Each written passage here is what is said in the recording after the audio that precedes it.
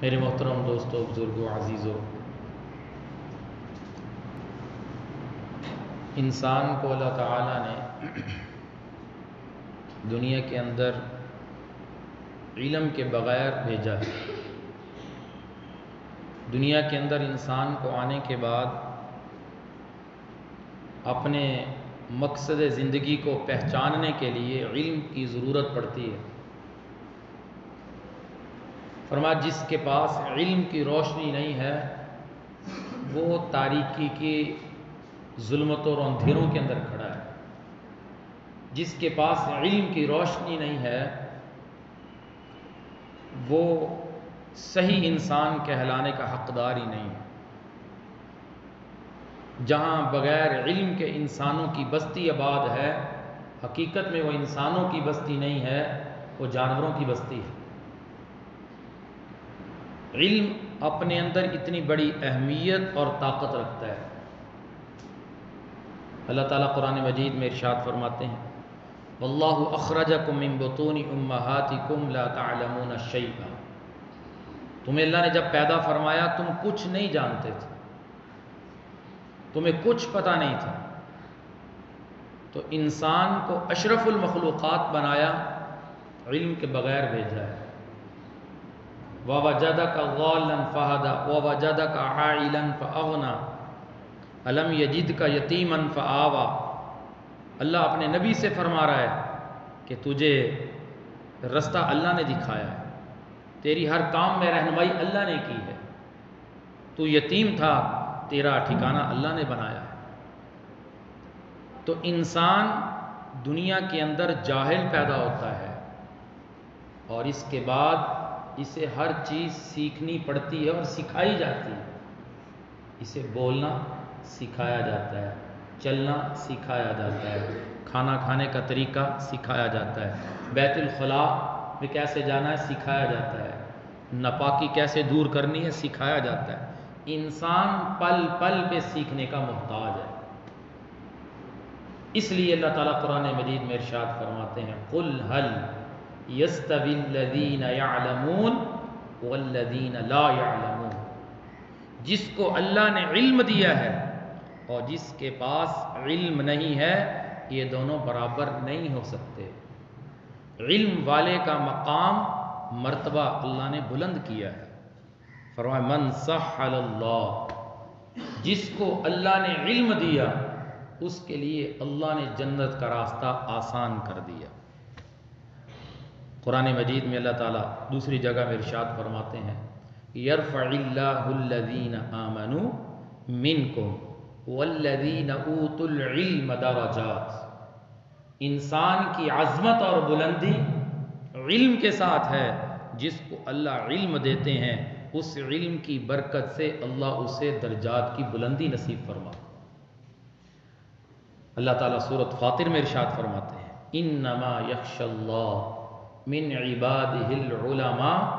اللہ سے صحیح ڈرنے والے وہ لوگ ہوتے ہیں جن کو اللہ علم کی روشنی عطا فرماتا ہے۔ علم کی روشنی ہوگی تو یہ اپنے مقصد زندگی کو پہچان سکتا ہے۔ اگر علم کی روشنی سے محروم ہے یہ اپنے مقصد زندگی سے محروم ہے۔ علم ہے اسے حلال اور حرام میں فرق پتہ چلے گا، علم ہے اسے جائز اور ناجائز کا پتہ چلے گا، علم ہے اسے بڑے چھوٹے کے ادب اور احترام کا پتہ چلے گا، علم ہے اسے والدین کی عظمت کا پتہ چلے گا، علم ہے اسے گناہ اور نیکی کا پتہ چلے گا۔ اگر یہ علم کی دولت سے محروم ہے تو اس کے سامنے حلال اور حرام کی کوئی تمیز نہیں ہے۔ حلال اور حرام ایک ہو جائیں گے، جائز اور ناجائز ایک ہو جائیں گے، حیا اور بے حیائی ایک ہو جائے گی، جائز اور ناجائز ایک، گناہ اور نیکی برابر ہو جائیں گے۔ کیوں؟ یہ سب سے بنیادی چیز سے محروم ہے۔ اس لیے اللہ تعالیٰ نے ارشاد فرمایا قُلْ هَلْ يَسْتَوِي الَّذِينَ يَعْلَمُونَ وَالَّذِينَ لَا يَعْلَمُونَ۔ علم والے اور جن کو علم نہیں ملا یہ دونوں برابر نہیں ہو سکتے۔ اللہ نے اپنے نبی کی قرآن مجید میں مختلف اعمال کا ذکر کیا کہ آپ کتنے اعمال میں کثرت کرتے تھے، تبلیغ کرتے تھے، دعوت کا عمل کرتے تھے اور لوگ ہدایت پہ نہیں آتے تھے، آپ کے دل میں اڑن پیدا ہوتی تھی۔ اور آپ پریشان ہو جاتے تھے تو اللہ نے قرآن کی آیت نازل فرما کر تسلی دی اور فرمایا اتنا کوڑا نہ کر، اتنا پریشان نہ ہوا کر، لعلک باخع نفسک، کیا تو کر کے اپنے آپ کو ہلاکت میں ڈال لے گا؟ اعتدال کا حکم دیا۔ پھر آپ رات بھر عبادت کرنے لگے، ساری ساری رات آپ اللہ کی بارگاہ میں کھڑے ہوتے، قیام فرماتے۔ پھر اللہ نے قرآن نازل کیا، قم اللیل الا قلیلا نصفہ او انقص منہ قلیلا او زد علیہ ورتل القرآن ترتیلا۔ کچھ دیر آرام بھی کیا کرو، کچھ دیر قیام بھی کیا کرو، عبادت بھی کرو، آرام بھی کرو، کمی کرو، اعتدال میں آ جاؤ۔ تو اللہ نے اپنے محبوب کو بعض عملوں کے لیے قرآن کی آیات نازل فرما کر رہنمائی فرمائی، لیکن دو چیزوں کی جب باری آئی، دو عملوں کی، تو اللہ نے قرآن نازل فرمایا اس میں اور زیادتی کرو، اور بڑھو۔ پہلی چیز اخلاق، انک لعلی خلق عظیم، کہ آپ کے اخلاق بڑے عالی شان ہیں، بڑے بلند ہیں، اور اخلاق بلند ہونے چاہیے۔ اور دوسری چیز، دوسرا عمل جس میں اللہ نے اپنے محبوب کو دعا سکھائی، عمل میں اضافے کی دعا سکھائی، وہ عمل کیا ہے؟ وہ علم ہے۔ فرمایا اے میرے محبوب تم مجھ سے یوں دعا کرو، رب زدنی علما، رب زدنی علما، اے اللہ میرے علم میں اضافہ فرما، اے میرے اللہ میرے علم میں اضافہ فرما۔ آپ دیکھیں کہ رسول اللہ صلی اللہ علیہ وسلم کے پاس کتنا علم تھا، اتنا علم 1,24,000 انبیاء کو نہیں ملا جو علم میرے اور آپ کے نبی حضرت محمد الرسول اللہ صلی اللہ علیہ وسلم کو اللہ نے عطا فرمایا۔ اتنا علم ہونے کے باوجود اللہ کیا فرما رہے ہیں؟ اپنے محبوب کو دعا سکھائی جا رہی ہے، رب زدنی علما، اے اللہ میرے علم میں اضافہ فرما۔ علم اپنے اندر بڑے فضائل رکھتا ہے۔ کیوں اتنے فضائل ہیں؟ کیوں اتنی اہمیت قرآن بیان کر رہا ہے، رسول اللہ کی حدیث بیان فرما رہی کہ جب بندہ علم کے لیے گھر سے نکلتا ہے تو اس کے پاؤں کے نیچے اللہ کے نورانی فرشتے اپنے پر بچھاتے ہیں۔ کیوں؟ اس لیے کہ اس سے انسان کو اپنے مقصد زندگی کا پتہ چلتا ہے۔ وہ قوموں کی حالت اور ان قوموں کے حالات پڑھ کر دیکھیں، تاریخ تمہیں بتائے گی کہ جو علم کی دولت سے محروم رہے کہ وہ کس قدر زندگی کے اندر خائب و خاسر رہے اور نقصان میں رہے اور اندھیرے اور ظلمت میں رہے، تاریکی میں ڈوبے رہے۔ آپ صلی اللہ علیہ وسلم کی آمد سے قبل مکہ والوں کی زندگی علم سے خالی تھی، علم نہیں تھا، تبھی تو بیٹیوں کو زندہ دفن کرتے تھے، علم نہیں تھا تبھی تو 100 سال جنگیں کرتے تھے، علم نہیں تھا ماں کو وراثت میں تقسیم کرتے تھے۔ جب علم کا سورج طلوع ہوا ہے، جب علم کا پیغام ملا ہے، انہیں پتہ چلا ہے کہ ماں کے قدم تلے تو جنت ہے۔ انہیں پتہ چلا کہ بیٹی کی عظمت اور فضیلت کیا ہے، میرے نبی نے بیٹی کے مقام کیا بتایا۔ انہیں پتہ چلا آپس میں رحم دلی کے فوائد کیا ہیں۔ یہ سارا کیوں ہوا؟ کہ انہیں روشنی ملی ہے، علم کی روشنی۔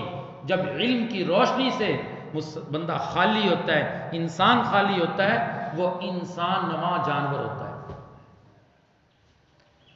علم انسان کو بڑے بڑے گناہوں سے بچا لیتا ہے، بڑی بڑی گمراہیوں سے بچا لیتا ہے، اور جس کے پاس علم ہے وہ اپنے ایمان کو بچا کر اللہ تک لے جائے گا۔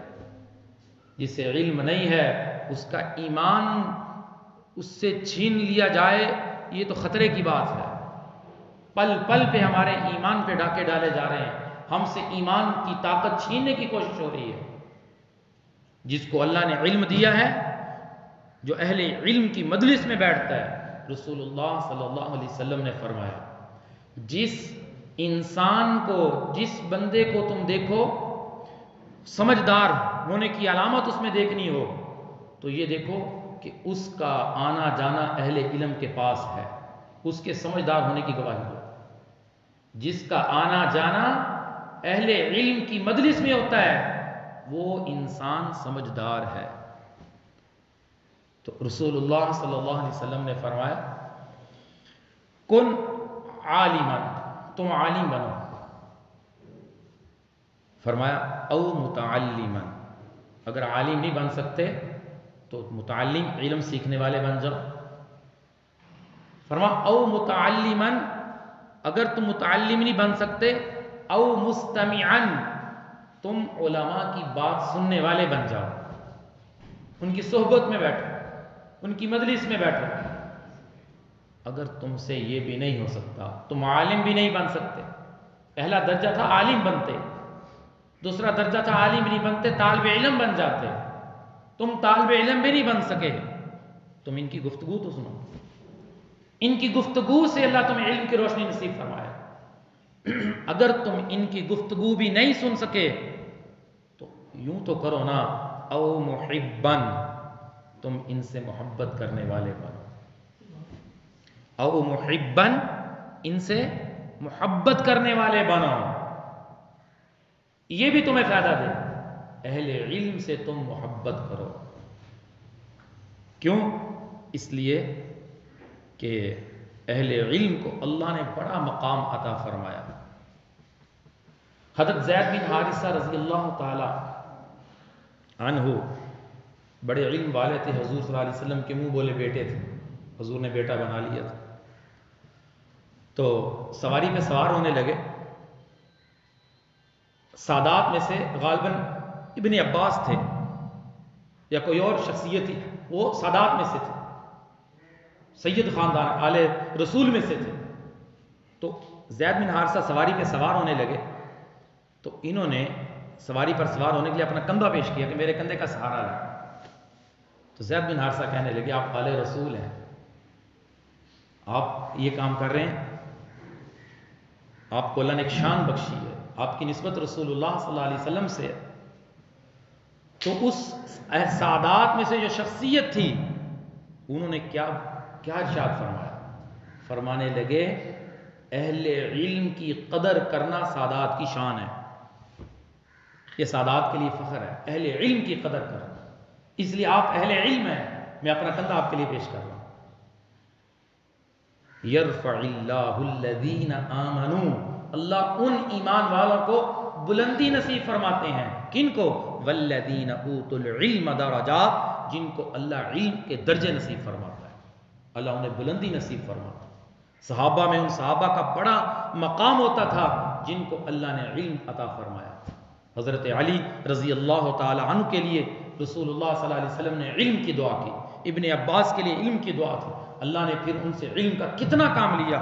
حضرت ابن عباس رضی اللہ تعالیٰ عنہ نے قرآن کی تفسیر لکھی اور ان کی تفسیر مفسرین کے ہاں معتبر مانی جاتی ہے۔ تو میں عرض کر رہا تھا کہ انسان دنیا کی اندر آنکھ کھولنے کے بعد سب سے زیادہ محتاج علم کا ہوتا ہے کہ اس کے پاس علم ہونا چاہیے۔ اب علم کون سا ہونا چاہیے؟ حدیث میں بیان کر رہا تھا، اس کا ایک ٹکڑا رہ گیا۔ فرمایا او محبن، ان سے محبت کرنے والے بنو۔ آخر میں فرمایا ولا تکن الخامس، پانچویں نہ بن جانا، پانچویں نہ بنو، عالم بنو، طالب علم بنو، ان کی بات سننے والے بنو، ان سے محبت کرنے والے بنو، پانچویں نہ بننا۔ کیا ہوگا؟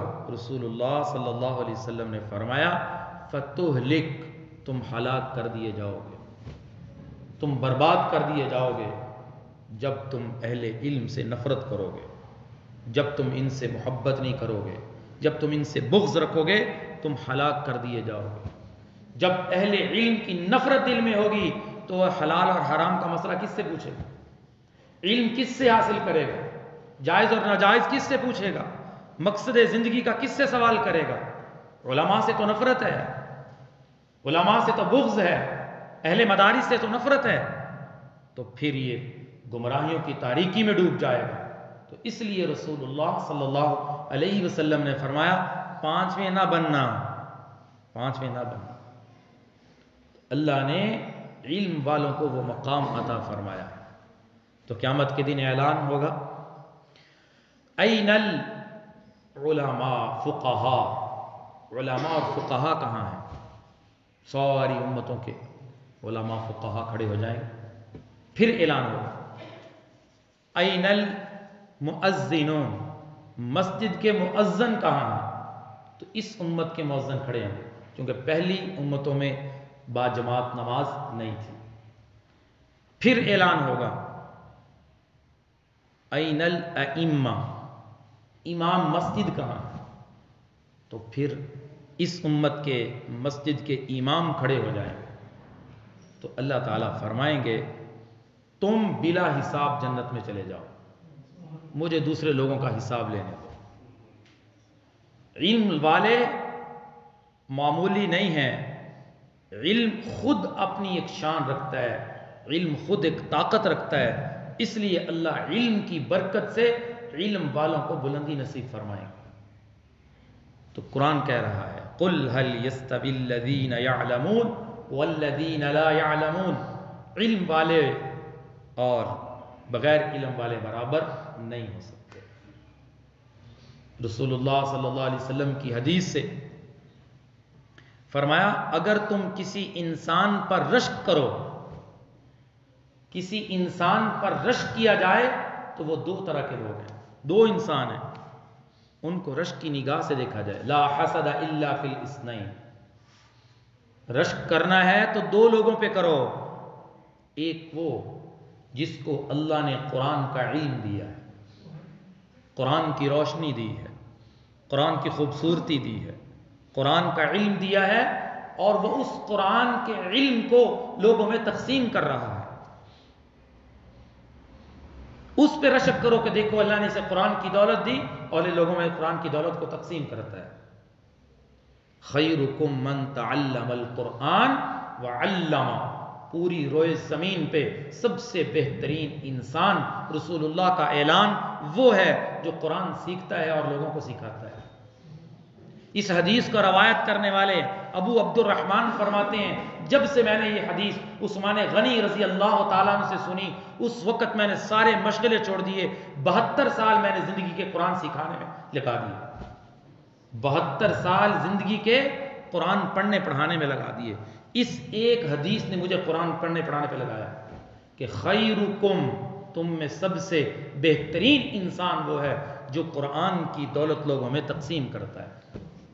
تو رسول اللہ صلی اللہ علیہ وسلم فرماتے ہیں اگر رشک کرنا ہے تو اس پہ کرو، لیکن ہمارے اوپر چونکہ مادیت کا غلبہ ہے، مادیت پرستی، مال پرستی، دنیا کی مال و دولت کی نشہ آج کے ایمان والے کے دل و دماغ پہ چاہا ہوا ہے، تو یہ رشک کس پہ کرتا ہے؟ ڈاکٹر پہ رشک کرتا ہے، یہ فلاں صاحب ڈاکٹر ہیں، تاجر ہیں، وزیر اعظم ہیں، ایم این اے، ایم پی اے، بڑی کامیابی کی منزلیں وہ طے کر رہا ہے، اس پہ لوگ رشک کرتے ہیں۔ 2-4 گاڑیاں رکھ لے بندہ، اس پہ رشک کرتے ہیں، بڑی گاڑیاں اس کے پاس۔ یہ سب فنا ہونے والی چیزیں ہیں، سب فنا، کل من علیہا فان، ہر چیز پر کیا ہے؟ فنا ہے۔ بقا کس کو ہے؟ وَيَبْقَى وَجْهُ رَبِّكَ ذُو الْجَلَالِ وَالْإِكْرَامِ، تیرے رب کو بقا ہے اور تیرے رب کے قرآن کو بقا ہے۔ نہ قرآن ختم ہوگا اور رب ذو الجلال والاکرام کی ذات ہمیشہ رہے گی اور رب کا قرآن بھی ہمیشہ رہے گا۔ قرآن اللہ کی مخلوق نہیں ہے، قرآن اللہ کی صفت ہے۔ پوری جنت ایک قرآن کے حرف کا مقابلہ نہیں کر سکتی، کیونکہ قرآن اللہ کی صفت ہے۔ تو معمولی انسان نہیں ہے جس کو اللہ نے قرآن کی پڑھنے کی خوبصورتی، قرآن کا علم، قرآن کی روشنی عطا فرما دی۔ آج دنیا کی تعلیم پہ رشک کرتے ہیں، آج یورپ کے سفر پہ رشک کرتے ہیں، گھروں میں بڑے پروگرام کرتے ہیں، یورپ کا ویزا لگ گیا جیسے جنت کا ٹکٹ مل گیا۔ کیوں یہ ساری چیزیں کیوں دل و دماغ پہ اتری ہیں؟ اس لیے کہ دنیا کی محبتیں دل و دماغ پہ چھا چکی ہیں۔ اللہ کے ہاں دنیا کی قدر و قیمت ایک پانی کے بلبلے کے برابر بھی نہیں ہے۔ اللہ بار بار اعلان کر رہے ہیں وما هذه الحیات الدنیا الا لعب ولہو اعلموا انما الحیات الدنیا، یہ سارا دنیا کا زندگی کا یہ کھیل تماشا ہے جس میں تم دل لگا کے بیٹھے ہوئے، یہ ساری کھیل کود ہے، یہ ایک کھیل تماشا، آنکھ باندھتے ہی سب کچھ ختم ہو جائے گا۔ جیسے میدان میں کھیل ہوتی ہے اور شام کو مغرب ہوتی ہے تو سب کھیل ختم، کوئی میدان میں بچہ نظر نہیں آتا، سب اپنے اپنے گھروں میں، تو یہ آنکھ بات ہوتے ہی دنیا کا کھیل تماشا ختم ہو جائے۔ بار بار اللہ قرآن میں اعلان کر رہے ہیں یہ سب دنیا کا ساز و سامان، زُيِّنَ لِلنَّاسِ حُبُّ الشَّهَوَاتِ مِنَ النِّسَاءِ وَالْبَنِينَ وَالْقَنَاطِيرِ الْمُقَنطَرَةِ وَالْفِضَّةِ وَالذَّهَبِ، یہ سارے کے سارے سونے چاندی کے ڈھیر، یہ دنیا کا مال و دولت، یہ خوبصورت گھوڑے، یہ خواتین، یہ سب دنیا کی زینت ہیں، یہ سب دنیا کا ساز و سامان ہے۔ اللہ کے ہاں وہ چیز ہے جو اللہ سے ڈرتا ہے، جو اللہ سے ڈر کر زندگی گزارتا ہے، یہ اپنا صحیح ساز و سامان تیار کر رہا ہے۔ تو اس دنیا میں آنے کے بعد انسان کو اس علم کی ضرورت ہے جو علم اسے رستہ بتاتا ہے کہ تو نے کس رستے پہ چلنا ہے، اسے اس علم کی ضرورت ہے جو علم اسے حلال اور حرام میں فرق بتاتا ہے، اسے اس علم کو حاصل کرنے کی ضرورت ہے جو ماں بیٹی کی تمیز سکھاتا ہے، ماں بہن کی تمیز سکھاتا ہے، باپ کا احترام سکھاتا ہے، جو اسے جنت کا رستہ بتاتا ہے، جو اسے خالق کا رستہ بتاتا ہے، جو اس کے رب کی رضامندی کا رستہ بتاتا ہے، وہ علم حاصل کرنے کی ضرورت ہے۔ اور اگر علم نہیں ہوگا پھر وہ ہوگا جو 8 مارچ کو آپ کے ملک کی دارالحکومت اسلام آباد کی سرزمین پہ ہوا، سب جہالت کی فیکٹریاں وہاں پہ اکٹھی ہو کر رسول اللہ صلی اللہ علیہ وسلم کی شان میں اور حضرت عائشہ الصدیقہ رضی اللہ تعالی عنہ کی شان میں گستاخی کے انہوں نے کارڈ اٹھائے ہوئے تھے۔ ہم تو مسجد میں بیٹھ کر وہ جملے آپ کے سامنے بیان کرنے کی طاقت نہیں رکھتے جو جملے ان کارڈوں کے اوپر لکھے ہوئے تھے۔ یہ کس قوم کی بیٹیاں ہیں جو اپنا اعلان کر رہی ہیں کہ میرا جسم میری مرضی؟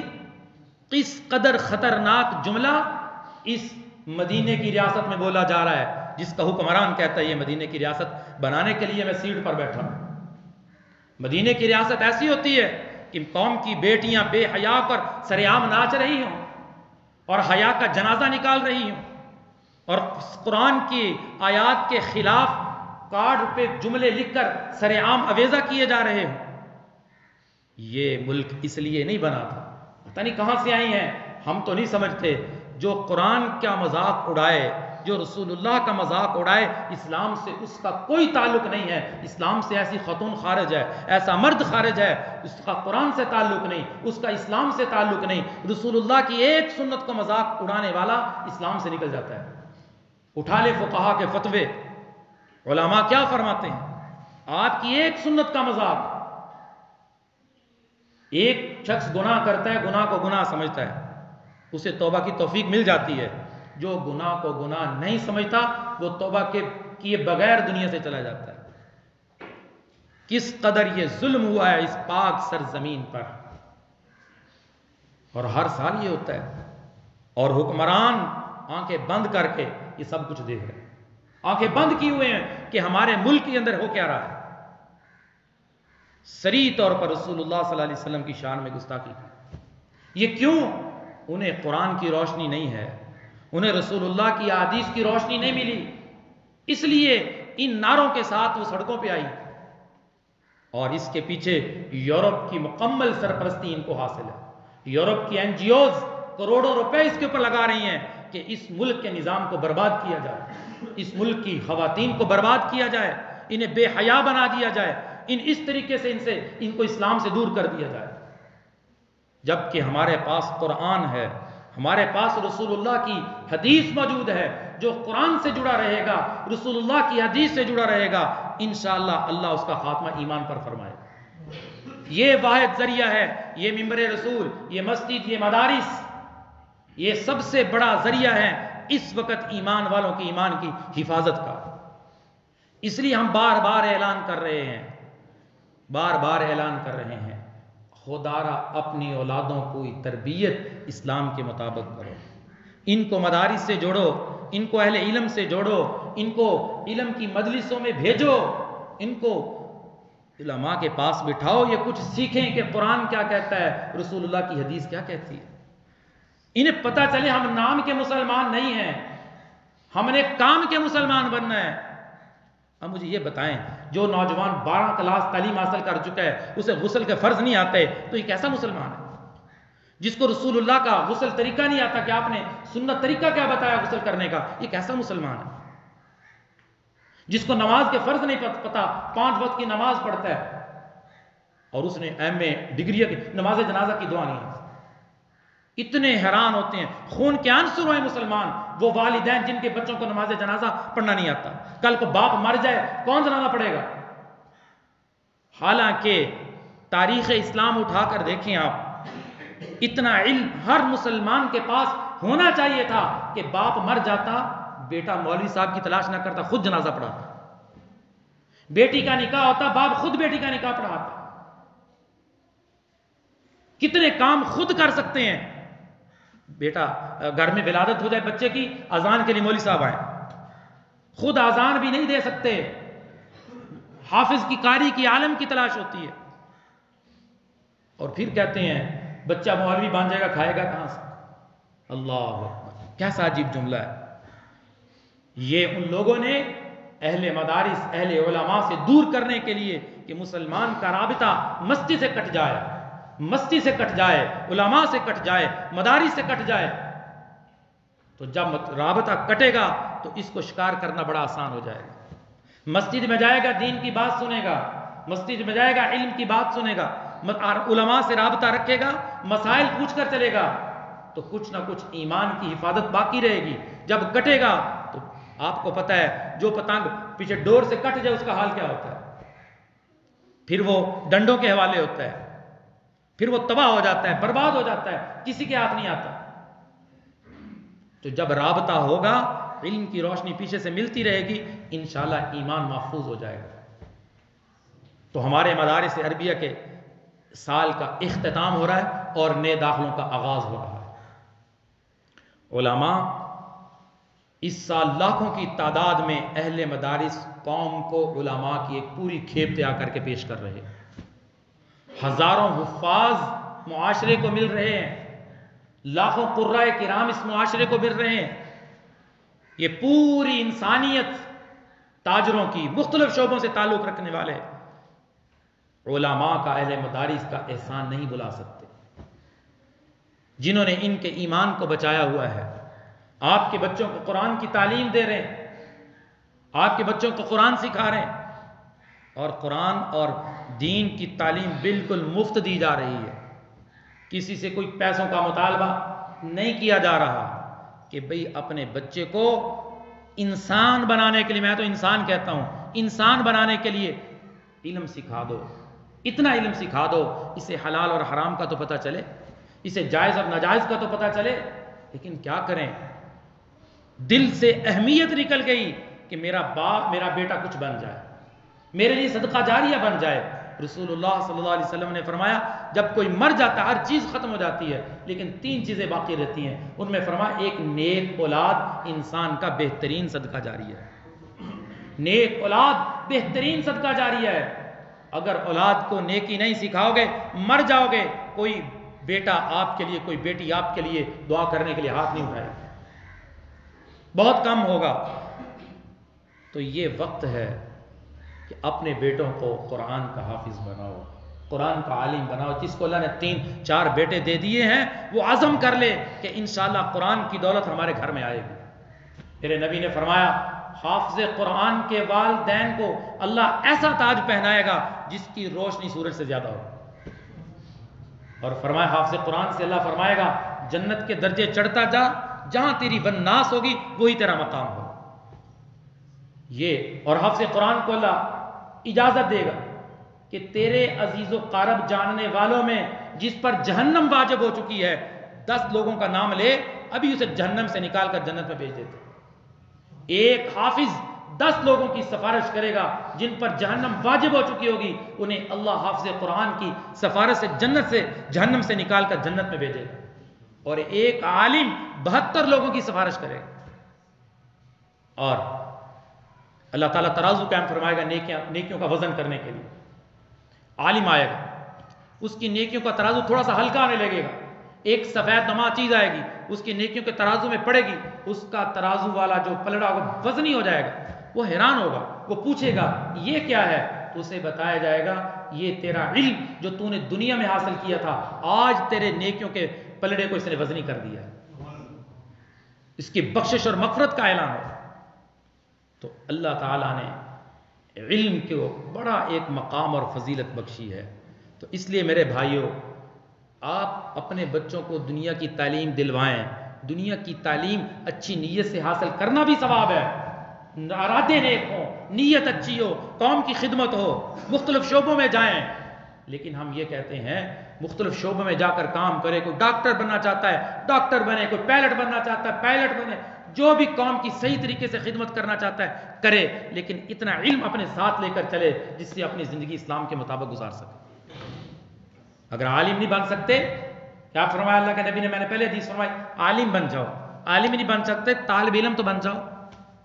آپ نے فرمایا طالب علم ہی نہیں بن سکتے, کم از کم اہل علم کی باتیں تو سنا کرو, اور اہل علم کی باتیں بھی نہیں سن سکتے, کم از کم یہ تو کرو او محبن, ان سے محبت کرنے والے تو بنو. اور اگر ان سے محبت کرنے والے بن جاؤ, لیکن 5ویں نہ بننا, 4 بنو, عالم بنو, طالب علم بنو, ان کی باتیں سننے والے بنو, ان سے محبت کرنے والے بنو. ولا تکن الخامس, 5ویں نہ بننا, فتہلک, وغیرہ ہلاک کر دیے جاؤ گے. ان سے نفرت اور بغض نہ رکھنا, تم ہلاک کر دیے جاؤ گے. 5ویں نہ بننا, کم از کم درجے میں ان سے محبت کرو. تو میں نے عرض کیا رسول اللہ صلی اللہ علیہ وسلم نے فرمایا کہ 2 لوگوں پہ رشک کیا جائے. ایک جس کو اللہ نے قرآن کی دولت عطا فرمائی, اس پہ رشک کرو, وہ قرآن کی دولت تقسیم کر رہا ہے, علم لوگوں کو سکھا رہا ہے, لوگ اس سے علم کا فیض حاصل کر رہے ہیں. اور دوسرا شخص, دوسرا گروہ, دوسرا طبقہ جس کو اللہ نے اپنے رستے میں خرچ کرنے کی توفیق عطا فرمائی, اس کا مال دین کی اشاعت میں لگ رہا ہے, اس کا مال مدارس اور مساجد میں لگ رہا ہے, اس کا مال علماء پر خرچ ہو رہا ہے.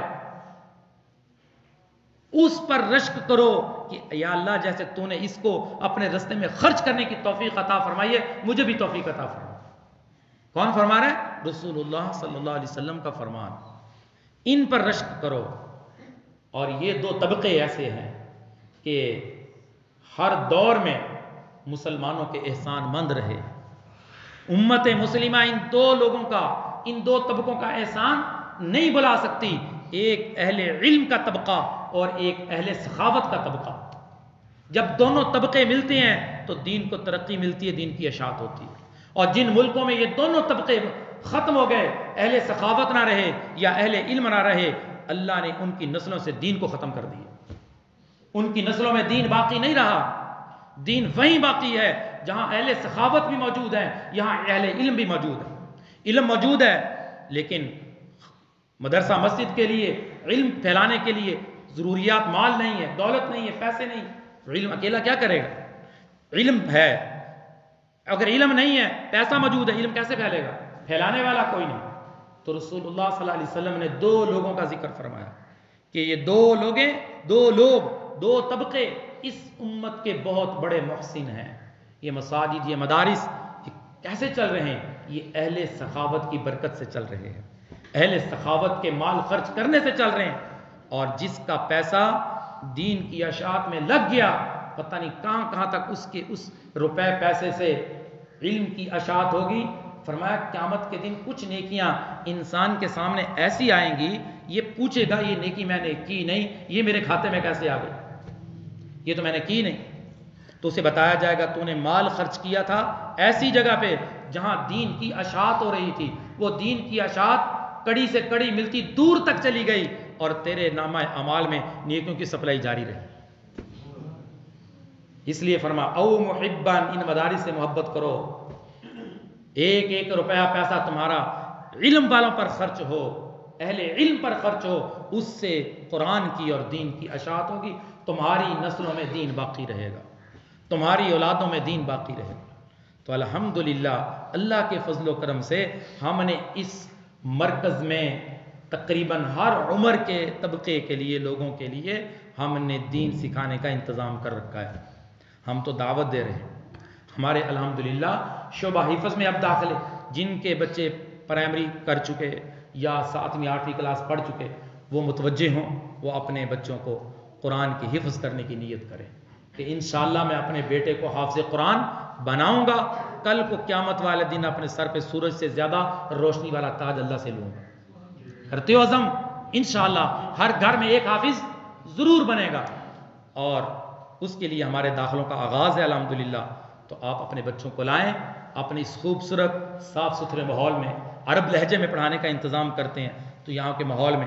اور پہلے دن سے میں نے نیت کی ہے کہ صرف تعلیم نہیں، انسان عزم کام کرنے کا عزم کرتا ہے توفیق اللہ تعالیٰ عطا فرماتے ہیں. انسان کا کوئی دعویٰ نہیں ہے، پہلے دن سے جب سے بنیاد رکھی ہے یہ عزم لے کر نکلے ہیں کہ تعلیم بھی ہوگی ساتھ تربیت بھی ہوگی، تعلیم بھی اور تربیت بھی. الحمدللہ شعبہ حفظ میں مکمل تعلیم کا انتظام اور اس کے ساتھ تربیت کا مکمل انتظام ہے. روزانہ کی بنیاد پر تربیتی لیکچر میں خود طلباء کو دیتا ہوں تاکہ طلباء کو زندگی گزارنے کے اصول پتہ چلیں کہ اسلام کے عقائد کیا ہیں، معاملات کیا ہیں، معاشرت کیا ہے، اخلاقیات کیا ہیں، اور معاملات اور معاشرت زندگی میں کیسے گزارنے. اس کے لیے ہمارا پورا ایک نصاب ہے. اس نصاب کے تحت ہم طلباء کو روزانہ ایک گھنٹہ تقریباً تربیتی ماحول میں گزارنے کا اہتمام کرتے ہیں کہ ہمارے طلباء قرآن کی تعلیم کے ساتھ ساتھ تربیت کے ماحول میں بھی رہیں، انہیں پتہ چلے کہ زندگی کیسے گزارنی ہے. صرف حافظ بن کر نہ نکلیں، یہاں سے کچھ لے کر نکلیں. نماز کے مسائل کیا ہیں، طہارت کے مسائل کیا ہیں، پاکی اور ناپاکی کے مسائل کیا ہیں، پورا نظام ایک مرتب ہے، اس کے تحت طلباء کو چلا ہے. اور ہمارا دوسرا شعبہ ناظرہ ہے. اس میں 2 کلاسیں ہیں. ایک کلاس ہمارے اہل محلہ کی ہے جس میں پوری کوشش ہے تربیت اور تجوید کے ساتھ قرآن پڑھانے کا انتظام. اس کی کلاس فجر کے بعد بھی ہوتی ہے اور مغرب کے بعد بھی ہوتی ہے، مسجد کے حال میں اس کی کلاس ہوتی ہے. اور ایک تیسری کلاس ہم نے ناظرین کی ایک اسپیشل کلاس کا آغاز کیا ہے جس میں الحمدللہ کثیر تعداد میں داخلے ہو رہے ہیں. اس میں ہم 5ویں کلاس سے لے کر میٹرک تک کے طلباء کو لیتے ہیں. وہ ہم سے قرآن پڑھے ہوئے ہیں، یقین کریں جو آئے ہیں قرآن اتنا غلط پڑھتے ہیں کہ میں کہتا ہوں وہ قرآن پڑھنا ان کے لیے گناہ کا سبب بنتا ہے. کن سے پڑھا قرآن؟ ٹیوشن والوں سے. اور گھروں میں ٹیوشن پڑھانے والے مہر لگاتے ہیں، 5 منٹ دیے آگے گھر میں، ادھر 5 منٹ لگائے آگے والے گھر میں. اتنا بیڑا غرق کر رہے ہیں اس امت مسلمہ کے بچوں کا یہ ٹیوشن پڑھانے والے. ہم ہرگز ٹیوشن کے حق میں نہیں ہیں. ہاں چند ایک ہوں گے جو صحیح خوف خدا دل میں رکھ کر گھروں میں جا کر ٹیوشن کے ذریعے بچوں کو قرآن سکھاتے ہیں. میرے پاس جتنے اس کلاس میں طلباء ہیں اکثر ٹیوشن والے ہیں اور اکثر قرآن غلط پڑھتے ہیں، انہیں پتہ ہی نہیں، نورانی قاعدہ ہی نہیں آتا. میں ایک نورانی قاعدہ دوبارہ انہیں پڑھا رہا ہوں.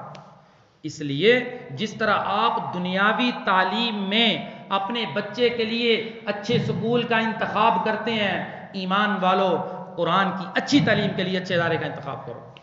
دیکھو کہ ہمارے بچے کا قرآن صحیح کہاں پڑھا جا سکتا. یہ نہیں ہے کہ یہ ساتھ والے گھر میں ایک عورت پڑھاتی وہاں بھیج دو، یہ ظلم ہے. یہ کل تمہاری اولاد تمہارا گریبان پکڑے گی. میرے سامنے ان بچوں نے رویا اور خون کے آنسو بہائے ہیں کہ ہمارے باپ نے ہمیں قرآن نہیں سکھایا، ہم قرآن کی دولت سے محروم پھر رہے ہیں. ہم باپ کو کیا پڑھ کے بخشے؟ پریشان ہیں. اور اس والد نے مجھے خود کہا کہ قاری صاحب ہم اپنے بچے کو اچھا قرآن پڑھاتے ہیں، میرے باپ نے تو نہیں سکھایا. الزام کس کے اوپر جا رہا ہے؟ باپ کے اوپر جا رہا ہے. باپ قبروں میں پڑا ہوا ہے، کہتا ہمارے باپ نے نہیں سکھایا.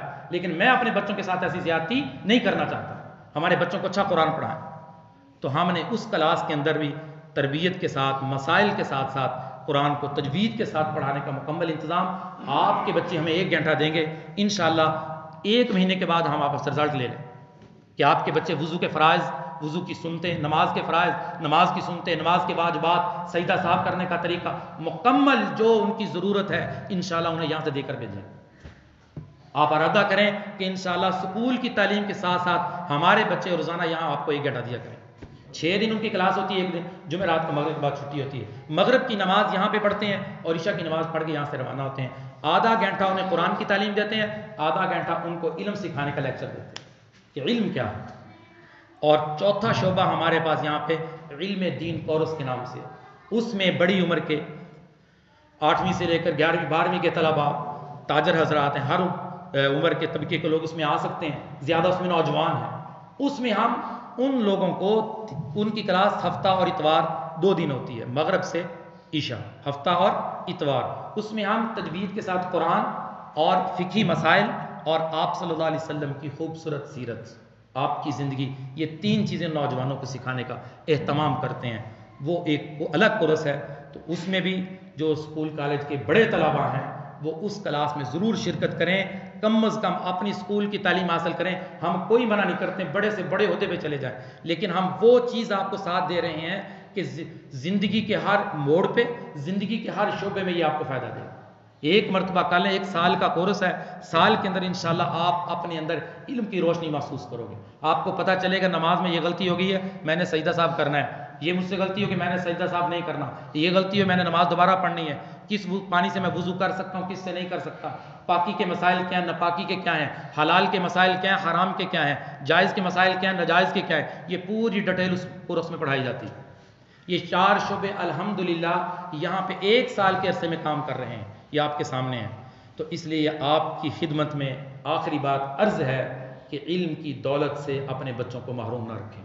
دنیا کی دولت تو دے رہے علم کی، لیکن میں علم کی دولت یہ اس قرآن کی بات کر رہا ہوں، علم وحی کی بات کر رہا ہوں۔ اپنے ہر بچے کو اس قرآن کی دولت دو، اس قرآن کا واسطہ دے کے کہہ رہا ہوں، معاشرے میں پھر کے کہہ رہا ہوں، دل میں درد ہے کہ ہمارے نوجوان بچے دنیا کی اتنی ڈگریاں لے کر پھر رہے ہیں، انہیں غسل کے فرض کیوں نہیں آتے، انہیں نماز پڑھنے کا طریقہ کیوں نہیں آتا، یہ والدین کیوں اپنے بچوں کے ساتھ ظلم کرتے ہیں، انہیں قرآن کی تعلیم سے کیوں محروم رکھتے ہیں، وہ قرآن خوبصورت کیوں نہیں پڑھ سکتے، کس معاشرے میں رہتے ہیں؟ یہ کافروں کا ملک ہے، یہ مسلمانوں کا ملک ہے، یہ اسلامی ریاست ہے، یہ اسلامی ملک ہے جو لا الہ الا اللہ محمد الرسول اللہ کی بنیاد پہ بنا تھا۔ کرتے ہیں سارے عزم، سارے شعبے میں نے بتا دیے، آپ اپنے خود سلیکٹ کر لیں کہ اس شعبے میں اپنے بچے کو بھیجنا ہے، انشاءاللہ آپ کا بچہ قرآن بھی صحیح بنے گا اور انسان بھی صحیح بنے گا۔ وآخر دعوانا الحمدللہ رب العالمین۔